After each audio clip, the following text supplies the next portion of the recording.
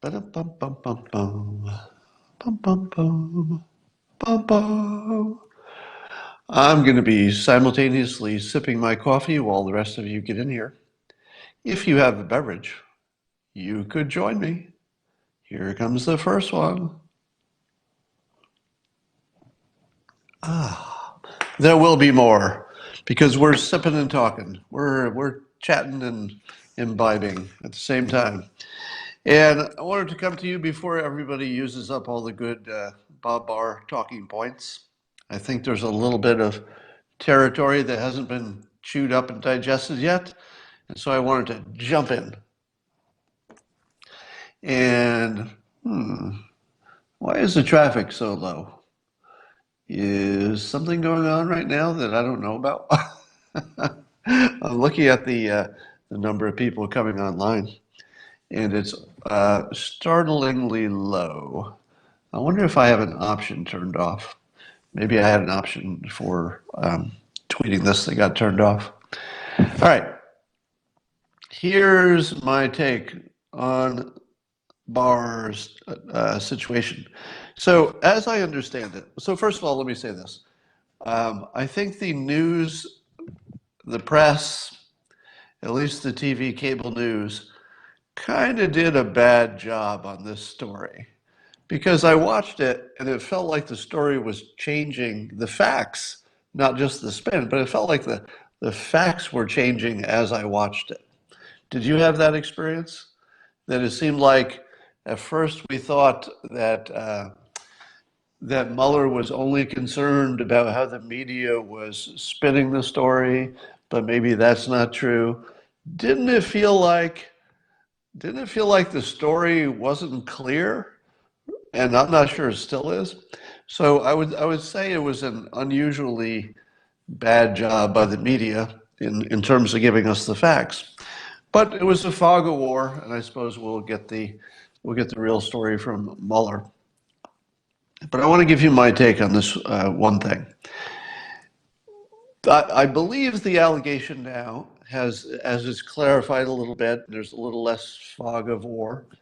It seems to be that the real complaint for Mueller, and again, we have to wait for Mueller because you can't believe anything these days, but it seems like he may have complained that Barr's summary was not sufficiently complete and therefore could leave a misleading impression.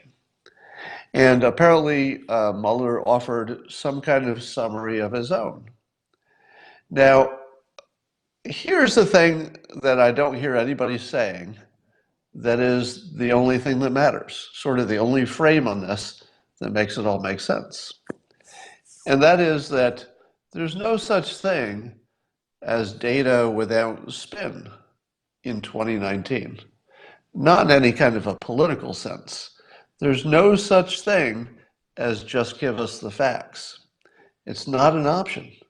It can't be done. No matter what you do, will unintentionally create a first impression. There isn't any way to avoid that. The only thing you can do sometimes is decide who goes first. And whoever goes first is going to have a huge advantage in shaping the narrative. But there is no situation where a narrative doesn't get formed. You only have narratives. That's it. So if Barr had not put his own narrative on it, which we may understand and we don't know yet, but it looks like might have been different in at least some way than what Mueller would have done.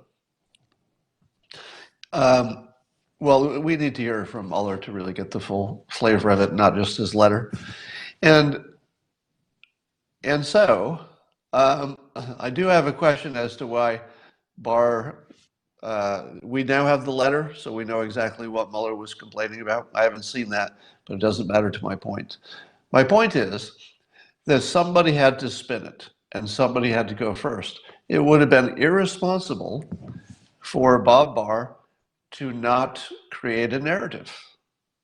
Because even if he tried not to, that would be the narrative. If Bob Barr had gone out of his way to just say, I'm just going to say the fact, or if I'm not sure there was any way to create a summary, that wasn't also a narrative. It was probably impossible. So Barr could either make a narrative that was, let's say, defendant friendly, or a narrative that would be seen as defendant unfriendly. In this world, you would prefer that the person found not guilty, or at least no evidence of guilt that is sufficient to indict. You want that person to be treated with a presumption of innocence. And if there's going to be a narrative, the very best person, given all the choices, because the other choices are the illegitimate media creates the narrative. That's no good. Or the Democrats create the narrative. Well, that's not going to be something you could trust. Or the president himself creates the narrative. Well, that's no good. Or the president's people create the narrative. That's terrible. Or the senators who don't have all the information create the narrative. Well, that's no good. Or the pundits create the narrative. That's bad. Social media creates the first narrative. That's a disaster. You only have bad choices. There weren't any good choices. So let's stop imagining there was some good choice where it was possible to summarize this incredibly big body of work and have the summary not lean toward one narrative or another. That's not a thing. You can't do that. There's no lawyer who's good enough to thread that needle. So, under the situation that a narrative shall be formed, and it will not be necessarily the facts, it'll be a narrative. That's the world we live in. That's the way we understand our world. It's the way we remember things. It's the way we give importance to things. The bare facts were never going to be the thing. It was always going to be the narrative that somebody put on top. So who gets to do it? Well, I would argue that an attorney general who was recently confirmed by the Congress, who is doing his work in public, he's showing his work. It took a few weeks, so there's a timing question, but he did always say he's going to show the work. He told you why there was a delay. It was a good reason. They're handling the redactions responsibly. And so he was completely transparent. So given this, somebody has to create the narrative. Do you want CNN to do it? Do you want one of the elected politicians on either side to do it? Do you want the president to do it? These are all bad choices. But Bob Barr, at least, did we lose you? I lost the comments here for a moment, so I can't tell if anybody can actually hear me anymore. But at the very least, Bob Barr is a public servant. He was recently approved by Congress, confirmed, and he created a narrative that leaned friendly toward the person who was not going to be indicted. That is exactly what you want. If you could tell me that that's the worst system, it's going to be hard to make that argument.